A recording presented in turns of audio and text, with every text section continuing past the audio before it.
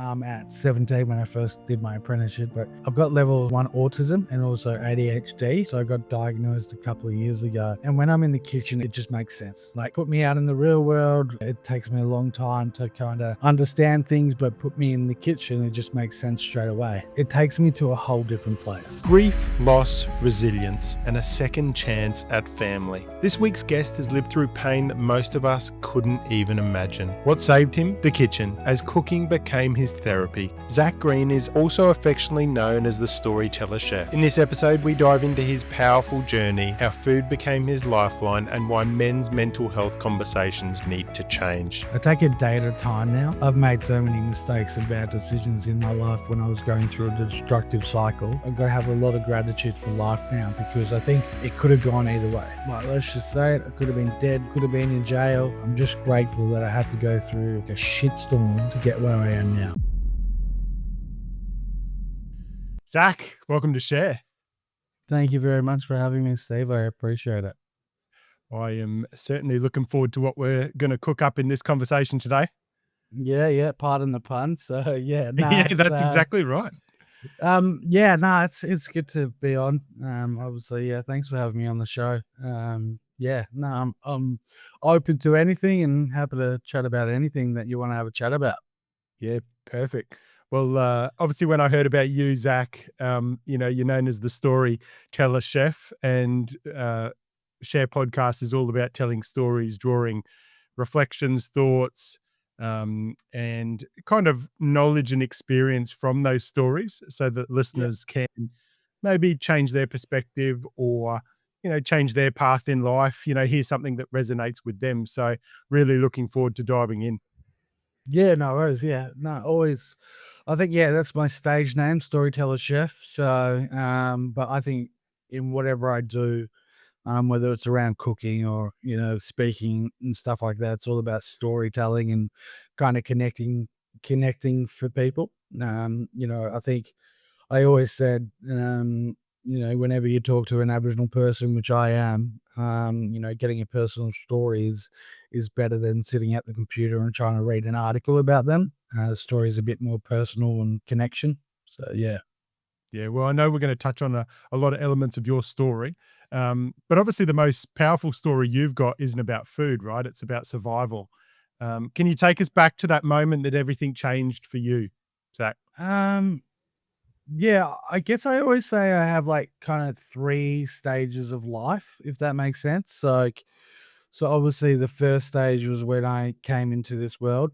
But then the second stage was when I found out that I was a First Nations person, because it was such a secret with my grandmother and grandfather.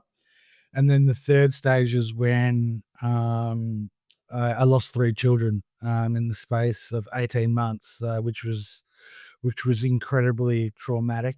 And then obviously, saying that I've got 3 stages, I've probably got another, the 4th stage now in my life, where obviously I've met an incredible person that I've married in Bobby, and now raising her kids with her. So yeah, there's always those stages in life where it kind of changes things forever.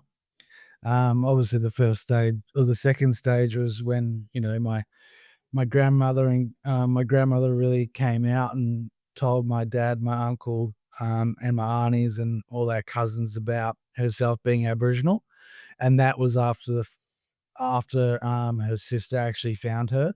So her sister, my nana's sister, and her were separated for 55 years, Yep. due to like stolen generation. And then 55 years later, that my grandmother and her sister really they got reunited again. And that's when everything started to come out about our culture, where we were, where we're from. But, as a 12-year-old, you don't really take that much in. Like, obviously, I did hear a little bit about Aboriginal people when I was 12.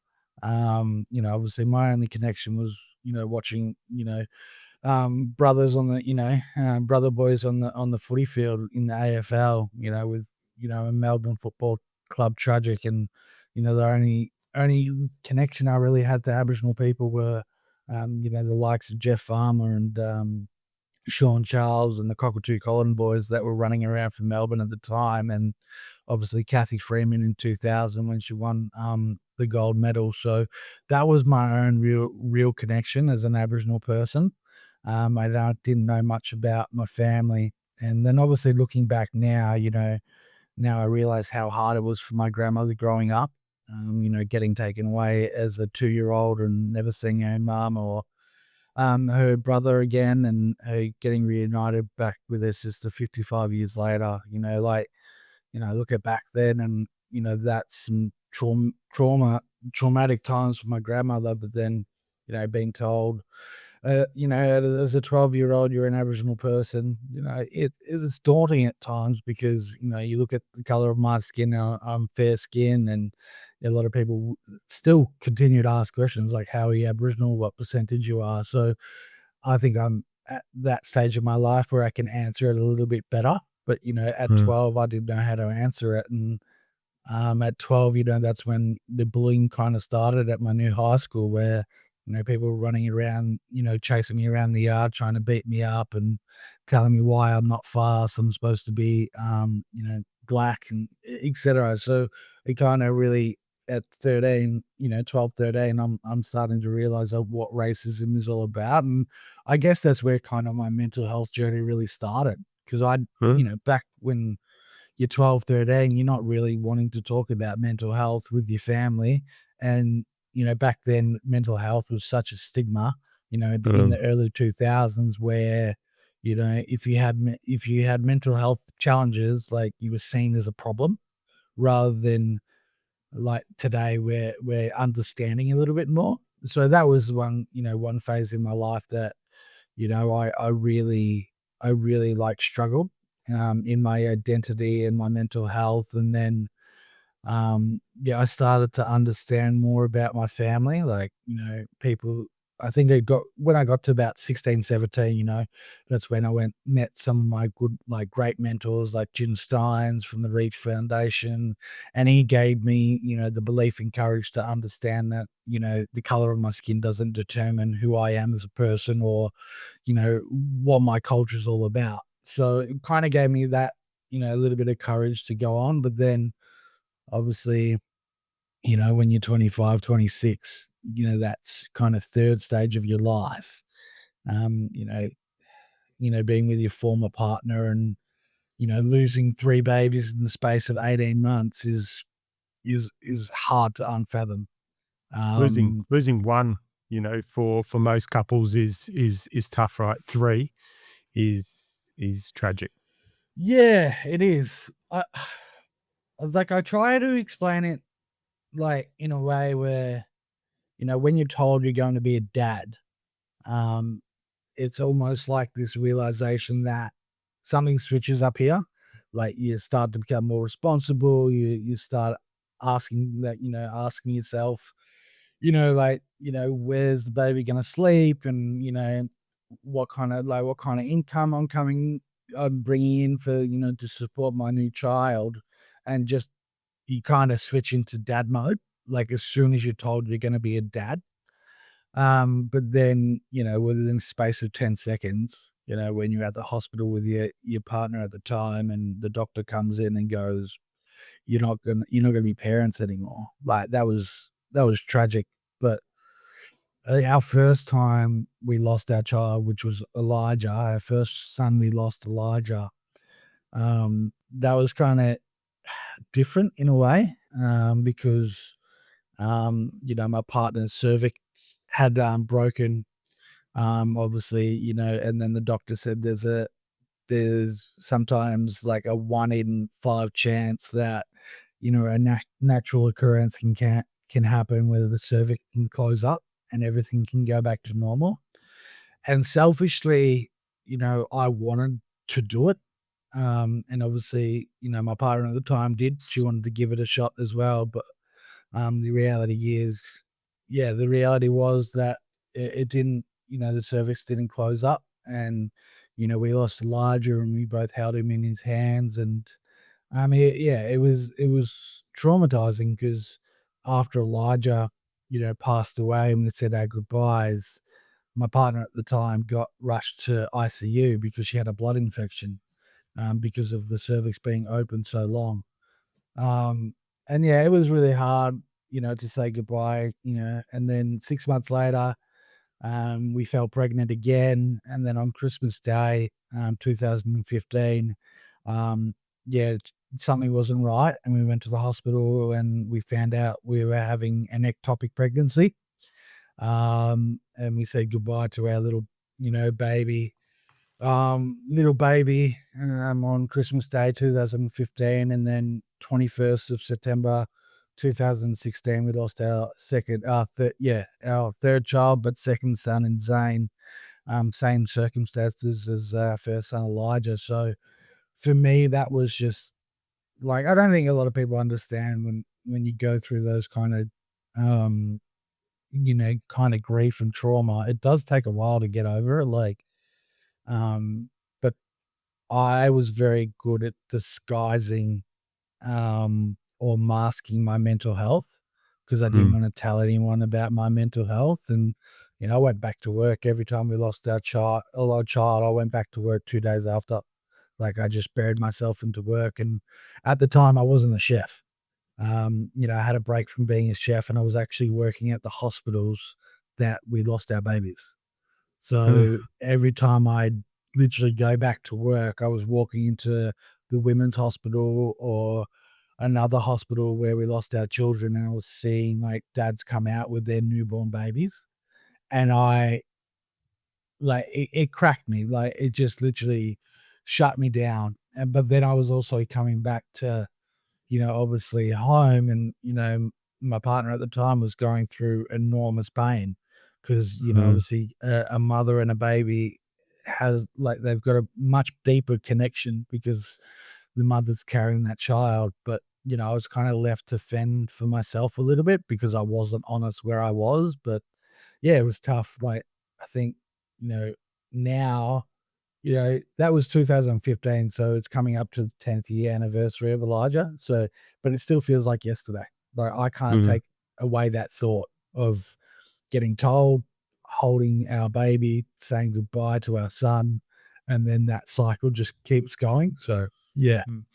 Zach, firstly, I want to just acknowledge your vulnerability and your courage in sharing this because obviously I know people that have obviously lost children prematurely and also through the pregnancy process, and it is tough, but you don't hear the story from men very much. You know, the men keep on this hard exterior and keep it in, but I love that you're sharing this story because there are men going out there going through this. There are men that, don't know what to feel, don't know what to say, don't know how to act. So talk to me about your experience, how you felt, because obviously, you're trying to support your then partner, and obviously all the emotions of that. Talk to me, if you can, through that experience, or the experiences that you had over that, kind of couple of year period. Yeah. Yeah. It's something that, I always ponder on. Like, I always, think about. And, um, obviously, when you're going through that kind of stuff, you can't really sit back and reflect until later down the track. And I've had a lot of reflection, but just like at that time, it was 100 miles an hour. So Mm, 100 miles an hour where you're not really thinking. You're not really thinking. You're thinking about getting back to work so you can keep a roof over your heads. You're thinking about your partner. You're thinking about all those, other stuff. And then all of a sudden, what happens is you don't think about yourself. So I guess my experience in that was I didn't really think about myself. Like, I mm, couldn't. I just couldn't think about myself. I didn't, I masked it very, very well and very, very easy. Um, so yeah, I think it's a hard one to kind of comment on because I think, where I was. I look back now, like a lot of messages were like going to my partner, seeing how she was, etc.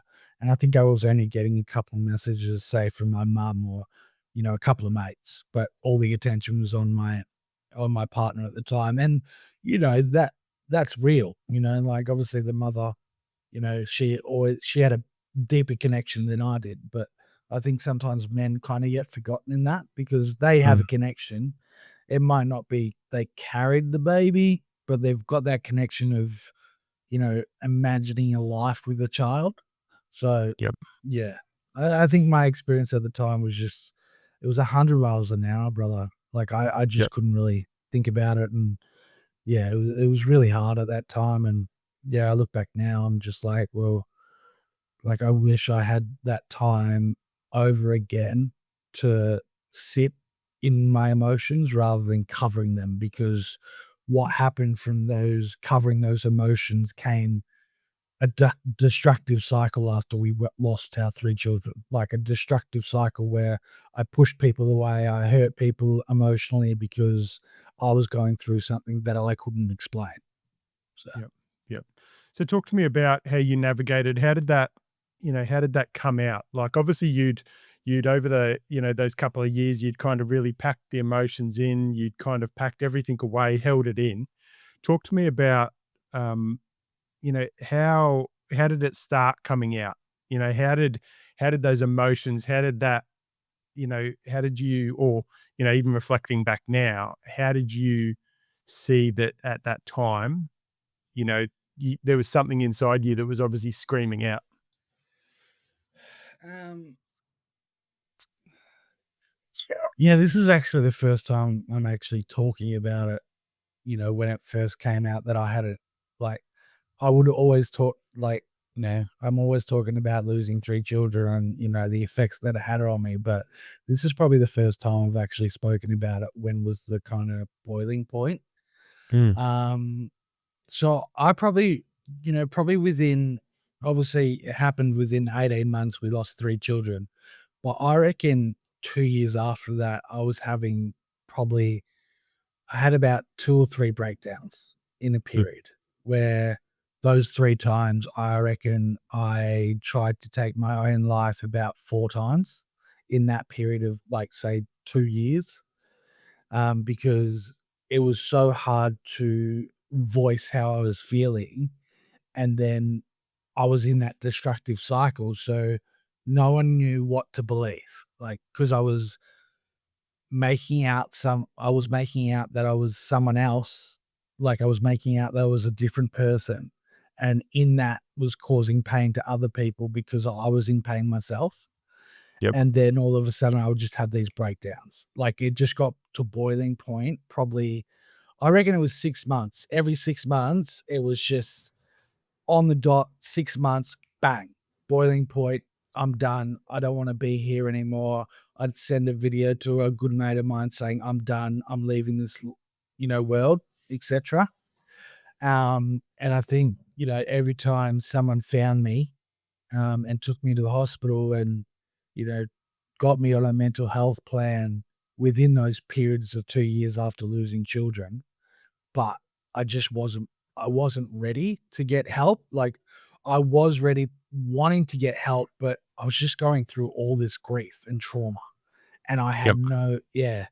So those yeah, I just and I'd never really spoken about that. Like, people ask, like, you know, "How did you get on with life?" And I said, I've told people I struggled, but I've never really said that, I had mm, breakdowns yeah, to a point where, I'm probably lucky to even be speaking to you right now, Steve. Like, I was just yeah, it was just but then all of a sudden food came back into my life, and then I started to become myself, but that was hard in other ways where, within those 2 years, I was having breakdowns, but I was trying to get back into the kitchen, and then, yeah, but as soon as I stepped foot in the kitchen, everything went away, but as soon yep. as I stepped out of the kitchen, I was just a mess. Before you before you step back into the kitchen, Zach, through those times where you weren't feeling great, and you were kind of struggling internally,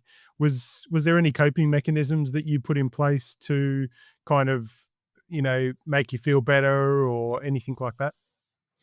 I didn't know how to. Yep. I just didn't know how to. Like, yeah, a lot of people, would say, "Well, why didn't you go seek help?" But I just didn't know how to.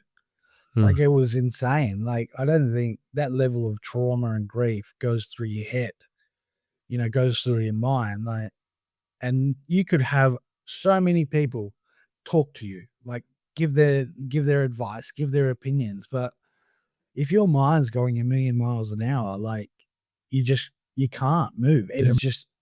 It's just a lot of people don't realize that when people are going through like a mental health episode, and I was, it just doesn't it doesn't make sense. Like if you spoke to me, Steve, when I lost 3 children, and you said, "It's all right, buddy, everything's going to be okay," I'd hear that, but I wouldn't take it in. Yeah. So Yep. yeah, Yeah. I didn't have it. Yeah. Yeah, I haven't gone through the experience that you have, but I can sympathize with the times that I've been through my mental health journey, and you feel it. You feel like you're plugged into an electric socket, and there's just this charge going through you, and nothing can. It's very hard to pull yourself out of that, especially when you don't have the tools and you don't know how to. You don't know how to seek that support. Zach, can I ask you, when did you reach out for support? When was that? Um, Probably when I was 27, 28. Yep. That's when I started to reach out for help. So I was in the midst of opening a restaurant, etc., and um, but there were times between the periods of me getting bullied at my earlier years and then losing children that I did seek help. Like, I'm not going to deny that I did seek help, but I was almost like, I went to one session and I thought I was like cured, if that makes sense. Like, I Yep. thought I was fixed, but I think, 27, 28 is when I really started to realize, that I had to focus on my mental health. So yeah, Yep. 27, 28, I was going to probably 2 sessions a week at that stage.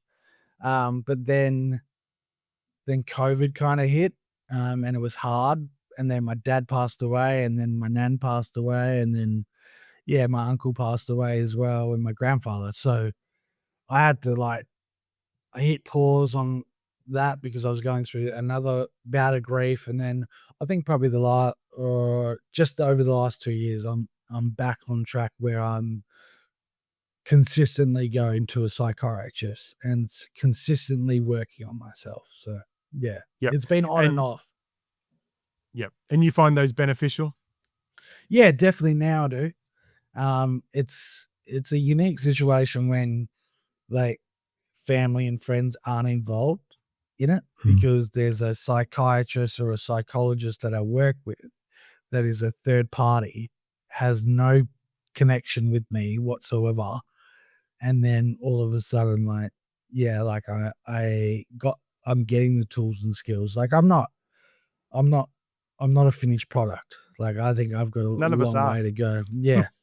Yeah. None of us are. We're even, as a mental health first aid instructor, I sit there and I go, it doesn't mean make me immune to bad days and bad moments, but it's about having the tools and reaching out for that support and knowing that the support is there. Yeah. How much courage did it take you to reach out and get support? Oh, when I finally made that step into calling and getting a Mm. mental health plan and then getting a referral, I reckon it took me about 25 times until I Yep. stayed on the phone. Yep. About 25 times, and that was over the period of like 2 weeks where I was calling and then someone answered and I'm like, "Hey, blah, blah, blah," and then I just hang up. Or someone's like, "Yeah, we can get you an appointment today." I'm like, "Oh, we just got to check with work." Hung up. And then, yeah, it took Yep. me about 25 times until I woke up one morning and I was like, "Nah, I'm doing it today. I'm doing it today." And yeah, 25 times until I finally bit the bullet and said, "Yep, I'm gonna get some help here because I need it." Yeah. Yeah. No, that's so important, and I love that reflection of 25 times because, um, I've had other guests on the podcast as well. I've spoken to friends that have been through mental health journeys, myself being through one. It's interesting because you do have those moments and you kind of reach out, "No, no, no." You know, the people that ring Lifeline or ring some of these crisis lines and they hang up. Oh, no, no, no, they ring again. No, they hang up and they don't have that. But to push through that courage, because I think one of the key things for me, I think when people are going through mental health, when people are going through really tough times, is to there's one word that, you know, I always focus on is that's hope, right? But when you're in those times, it's hard to find hope, isn't it? Yeah, it is, and yeah, no, it's definitely hard to find hope. It's yeah. So when I had those breakdowns, right, over those period of 2 years after I lost children, um, I'd have a breakdown and I'd feel so much better after it, and feel like I didn't need to get any help because I got it Yep. all out of my system. But then it was gradually a build up again.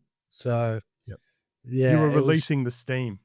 I was releasing it, like, And then it would just everything that you'd was running. put the lid back on it, and it'd just build up again, and then you'd release some of that pressure, and each Yeah, time you were like, "Oh, I'm gonna be okay. I'm gonna be okay."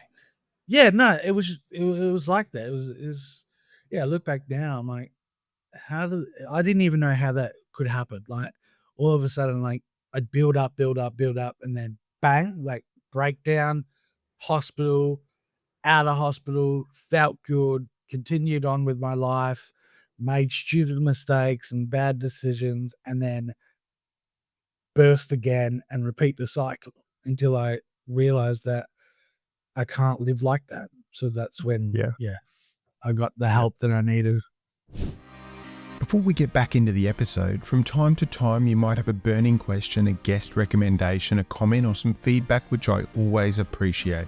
If so, I'd love to continue the conversation after this episode, so let's connect. I'm easy to find, but the best place to engage and connect is on Instagram, at the Steve Hodgson. But that's enough from me. Let's get back into the episode.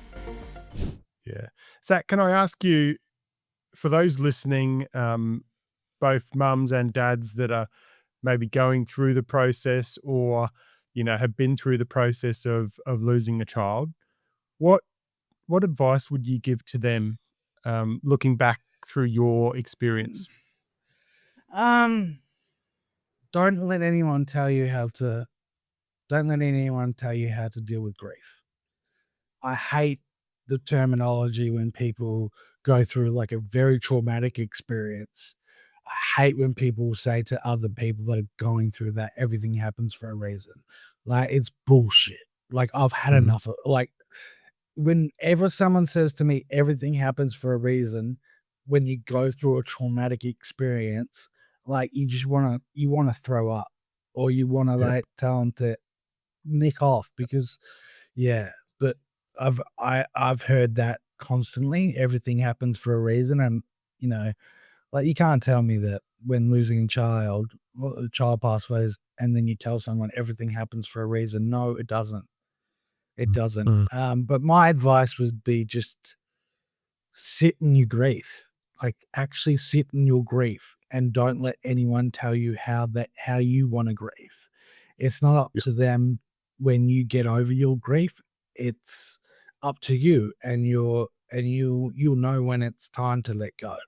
And that would yep, be my advice for anyone who's going through losing children, is that don't let anyone tell you that, you've got to let go. Don't anyone tell you how you need to deal with grief, because grief comes in all different waves and emotions, and you can't tell someone how to not deal with their grief. Because I've heard it too many times before. Like, I've heard people say, that someone could have lost their grandmother and or their mum, etc., and they could be, going through grief for a good 6 to 12 months. And I've heard people, well, they've just got to get on with life. Like, no, you can't say that to someone because you're not in their shoes. So, yeah, that yeah. would be my advice.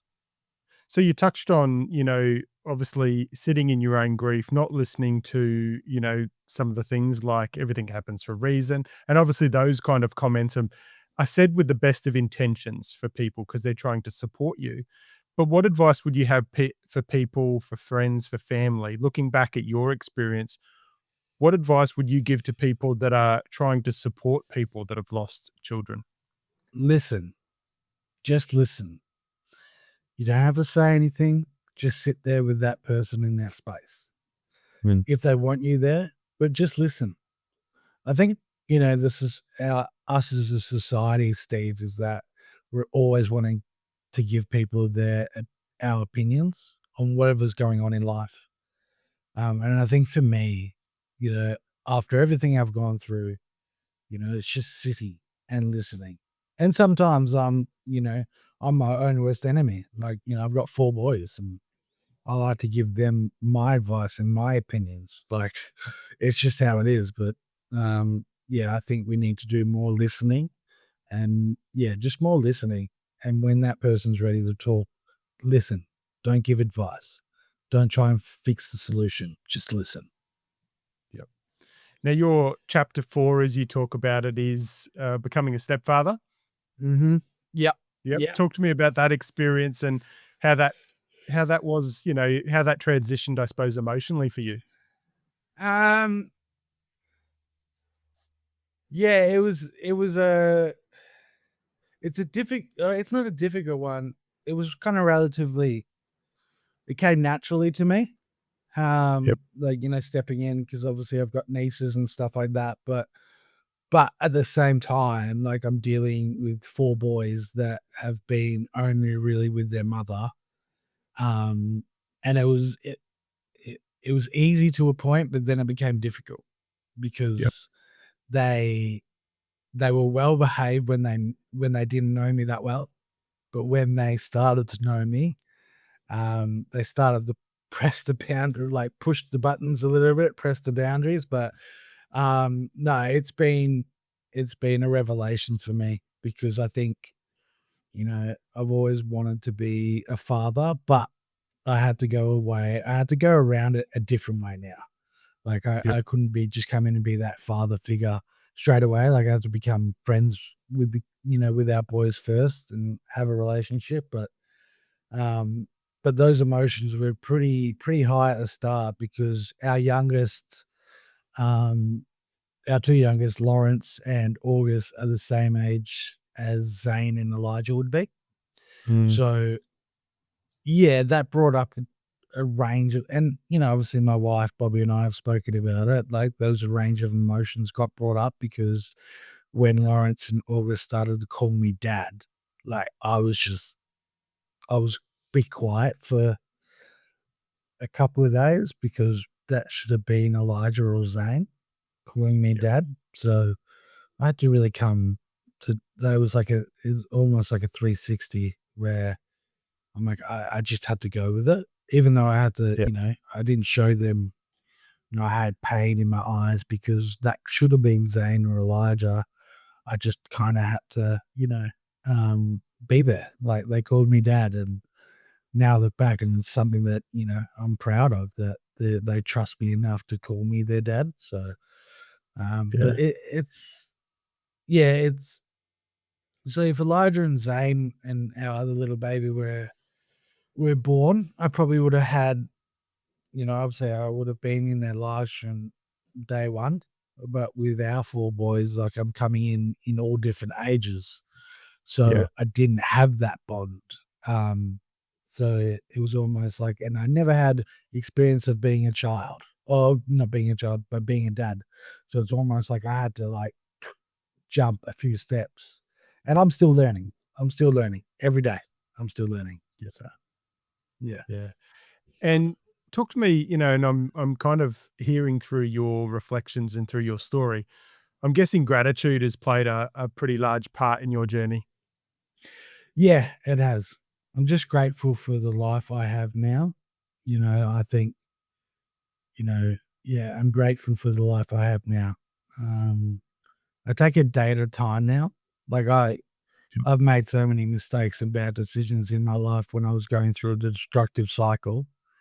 But yeah, now I sit back and like I made amends with all those, destructive cycles and all that kind of stuff. And, I've made peace with it. But now I'm just grateful because I'm great. I've got to have a lot of gratitude for life now because I think, it could have gone either way. I could have been, you know, dead. Like, let's just say it. I could have been dead, could have been in jail.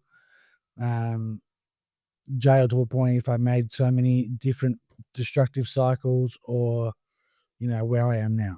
So I'm just grateful that I had to go through like a shitstorm to get where I am now. And I think the boys and Bobby have played a major part in that. So Yeah. When I was 21, I'll share with you, Zach, when I was 21, I met my now wife, and she had already had 3 kids. So I became a step parent at the age of 21, for an 8, 10 and 13-year-old. And so I can sympathize with you. And I know, the experience that you have through that cycle as well. So you and I would have some similarities in stories. These days now the kids are much older, and we've got 2 boys, almost 16, almost 18, and it's interesting having the 5 kids, and we've got 3 grandkids now as well. But it's interesting because the older kids actually, remind me of certain things they did, to me when I first came around. And, obviously sometimes stepkids think that you're there to replace their dad, and, you've got to play this father yeah. role, and you get all those kind of things. So things like putting shampoo in my work shoes, and, shaving cream in my Oh, work shoes, and all these well, kind of things, right? Some of these things. I've never had that yet. So Yeah. I've never had that yet. But Well, hopefully they uh, don't listen and get the ideas of that. no, I think they just just don't. Sometimes they just don't want to listen. Like Yeah, yeah. yeah, I'll say something to them, and they generally do listen. Like when their mum's not in the house, but when their mum's in the house, they go to their mum after I tell them. Oh, Yeah. the oldest calls me Zach, and the youngest calls me Dad. So it's like Zach told me to do this, and then they're trying to get a bit of lenience from their mum, and Bobby's like, and like, go do it. And they're like, oh, Yeah. okay. So, yeah. What advice would you have for men becoming stepfathers? Take it day by day because you just don't know what kids are going through with their emotions. Like, I think adults are built differently where we kind of can like open up, some of us can open up and talk about how we're feeling, but kids kids go through all different range of emotions, and sometimes, yeah, I think interesting to take it day by day because one day you could be really good with your Yep. stepchild or your stepson or stepdaughter, and then 2 days later, a day later, like they hate your guts. Like it's just how it is. Like, our oldest, um yeah, Sebastian is 16. Like, he loved me one day, and then he next day he was telling me I'm the meanest stepdad in the world because I told him to wash the dishes or take the dog out or something like that. So yeah, Yeah. it's just, I think you just need to take it day by day because yeah, you're dealing with everyone's emotions, not just yours, but you're dealing with, you know, their mother's emotions because she's got now someone with another level of authority in their house, and then you're dealing with the kids' emotions where, yeah, so it's like a blended family, but I think it's just taking day by day. Yeah. And I think one of the key things, not just from being a stepfather, but it kind of plays a role in life, is always thinking about putting yourself in the other person's shoes, and what would they think, or what would they feel like, or what would they be thinking? How would I react if I was in that position? How would I want to be talked to? How would I want to be communicated to? How would I want to be treated? And I think when you take on that kind of mindset, it Yeah. actually assists because it gives you a little bit of more empathy and a little bit more sympathy, and you relate to them a lot better, I think. Yeah, like, it took me a while to put me in their shoes. It took me a while. Like, don't get me wrong. Like, yeah, no, you're exactly right. Like, I had to put myself in their shoes all the time. Like, but firstly, at first I didn't, but then I started to. So yeah. So, yeah, so talk to me obviously through your, as the storyteller chef, talk to me about, healing through food, healing in the kitchen. Yeah, so I've got well, I didn't realize that when I first started at 17 when I first did my apprenticeship, but I've got level 1 autism and also ADHD. Uh-huh. So I got diagnosed a couple of years ago. And when I'm in the kitchen, it kind of it just makes sense. Like, put me out in the real world, it takes me a long time to kind of understand things, but put me in the kitchen, it just makes sense straight away. But yeah, when it comes to healing and stuff like that in the kitchen, when I'm in the kitchen, as well as it making sense for me, it just it takes me to a whole different place. Like, Mm. I can't explain it. Like, takes me a whole different place. Like, feeling the food through my hands, like, from making dinner and seeing, doing pop-up dinners and making people smile, like, it takes me to a whole different place, and I felt a lot of healing through food because as time went on being a chef, I kind of appreciated that food was my healer, and Yep. seeing people smile when I cooked them food, and I guess that was my healer. So, yeah, for me, every time I'm in the kitchen, it just brings something out of me.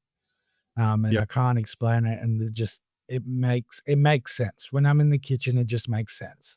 Like, put me out in the outside world, mine's going a million miles an hour being ADHD, but put me in the kitchen, everything just slows down, like, and I can Yep. see everything clearly, and that's what was allowed me to heal, because I started to see everything clearly while I was in the kitchen, and then I kinda had to transcend that out of the kitchen. So, yeah, the kitchen really made me the kind of person I am today.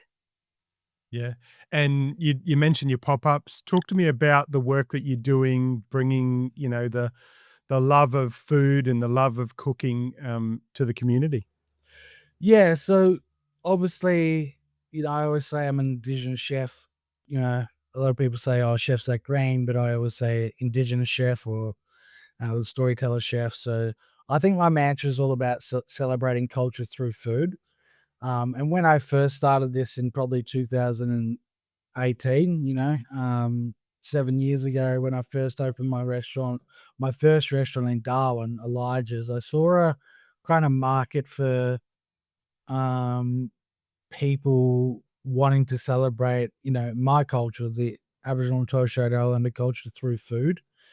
Yep. Because how I always used to say it was, you could go down Melbourne and go into Lygon Street and go to Chinatown and go to any, Southeast Asian restaurants or Italian restaurants, etc., and you're celebrating their culture on a plate.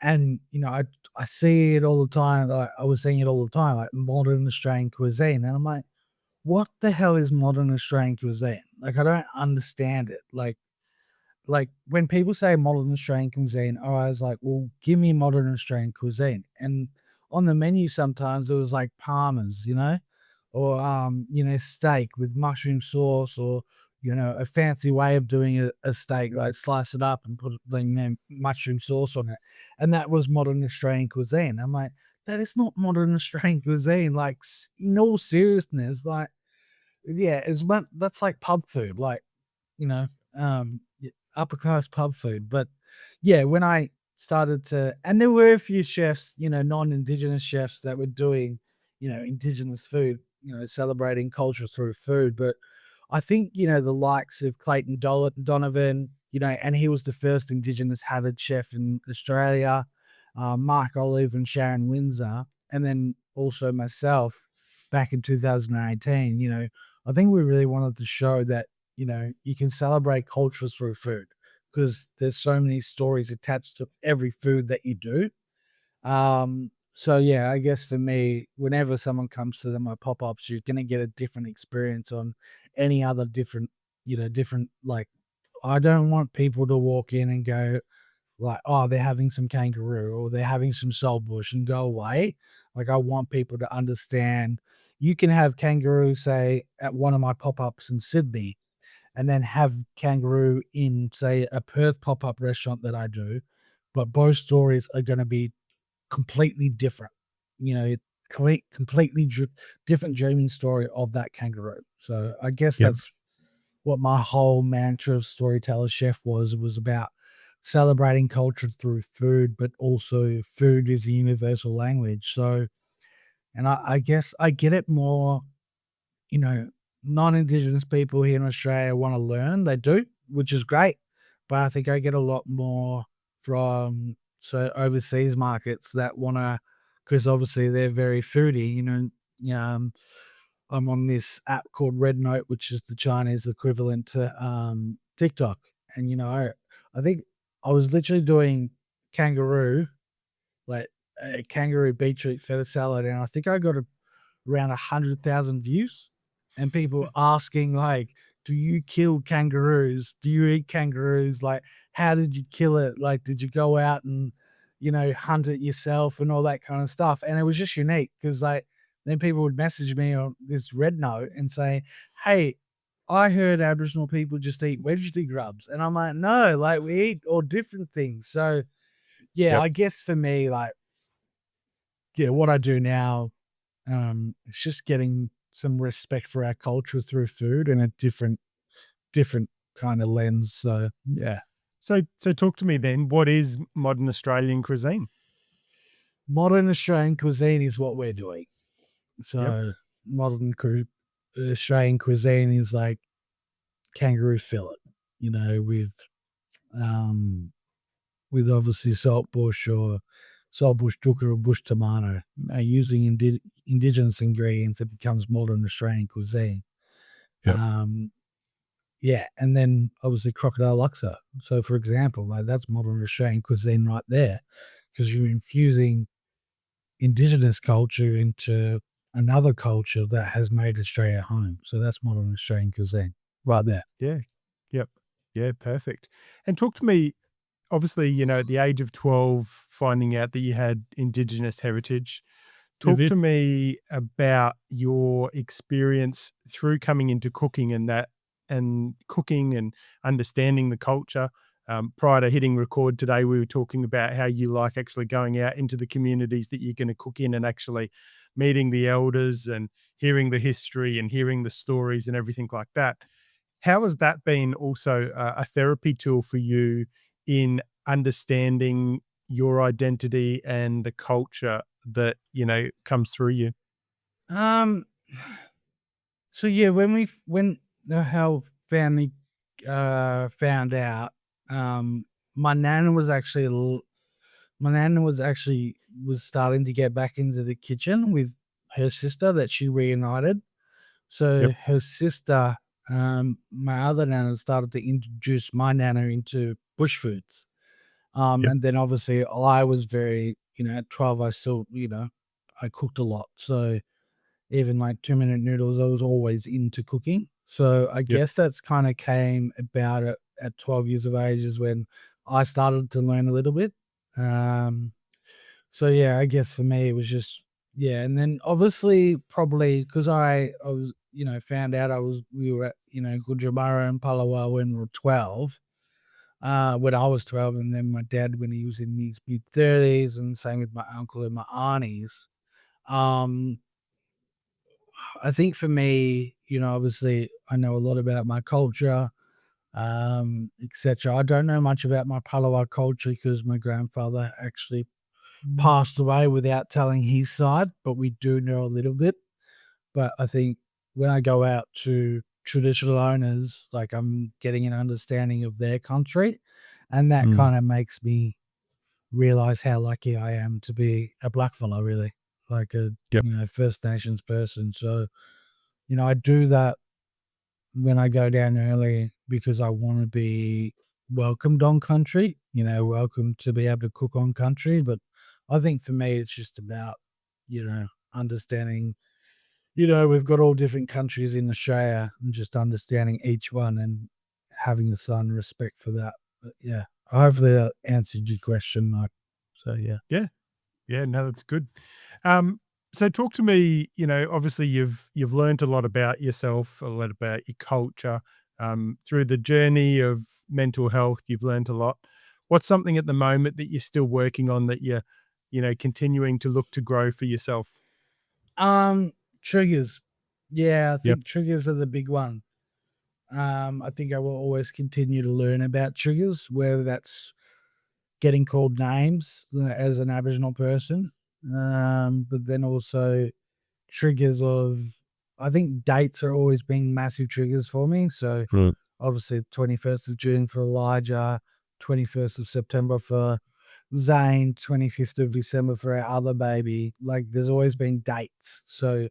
dates always been triggers where I start to, leading up to it, I start to get really like just moody, if that makes sense. Yep. Moody and just not with it and not wanting to do anything into a bit of an episode.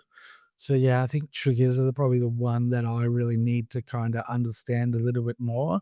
And that will take time because, I think it's 2025. So it's only been really 3 years from all that kind of grief that happened. Like, we're talking about 2015 with my child, but from 2015 to 2022, like I lost a lot of people, like my dad, my grandfather, my kids, my nephew, another grandfather, my nan, etc. So I've only had really 3 years at understanding, everything that happened to me.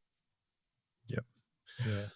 And when you think about success, Zach, through your life and what it means to you now, what does it mean? What's the definition of success for you now? Happiness. That's it. Just happiness. I think that's my success. If I'm happy in everyday life and I'm not having negative thoughts and my kids are happy, my wife's happy, then yeah, that's kind of I'm trying not to do too much anymore. Like I used to always push the envelope and wanting to do so much and to be heard, to be seen.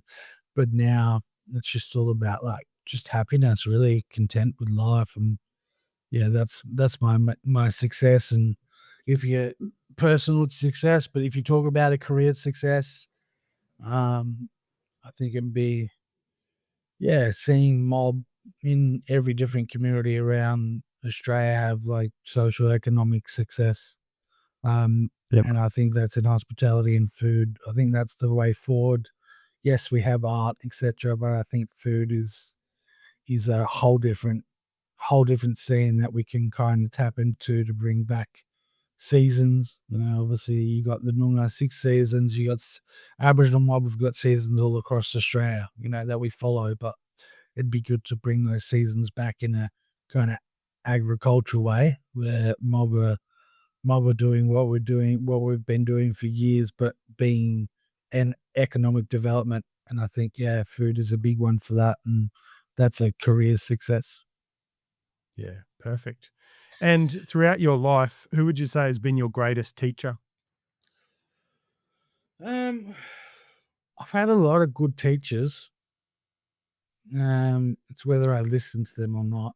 Um, that's that's the issue at hand. But I think probably one of my biggest teachers that I still continue to kind of reference is Jimmy Steins. So Jimmy, obviously legend of the Melbourne Football Club, first Irish man to win the Brownlow, and also co-founder of the Reach Foundation. And I think Jimmy, I always reference back to Jimmy and what he did for me. So, Yeah, perfect.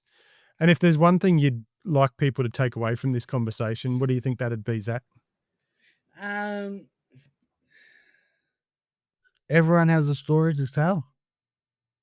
You know, yeah, everyone has that story to tell, and you know, yeah, and I just want people to understand you can tell your story in any way you want, and it doesn't matter if people think you're silly or just being trying to attention seek or anything like that. I think, yeah, if you get a story to tell it, because it might Yeah. just make someone's day and change someone's life. Oh, perfect. I love that. I love that.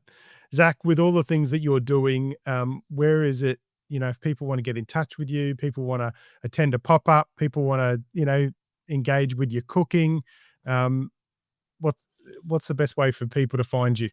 Instagram's probably easiest way. TikTok and LinkedIn, really. Yep. Instagram's got all my contact details there. So yeah, just like I'm always on social media. So if people want to come to one of my pop-ups, just go on social media and see all the pop-ups there. Yeah, perfect. Awesome. And we'll put all those details in the show reel notes on this episode as well when it launches. I just want to thank you, Zach, because yeah, as I said earlier, I want to honor your courage and your vulnerability in sharing something that probably isn't talked about very much. Sharing your story, insights, advice for people that are going through certain things that you've experienced, because as you say, and I always say, when we share, we empower, not just ourselves, but each other. And you've certainly done that in this episode. So I just want to, thank you, show, immense gratitude, for your time today. No, I appreciate it. Thank you very much for having me, Steve. No, it's been awesome. Thanks, Zach.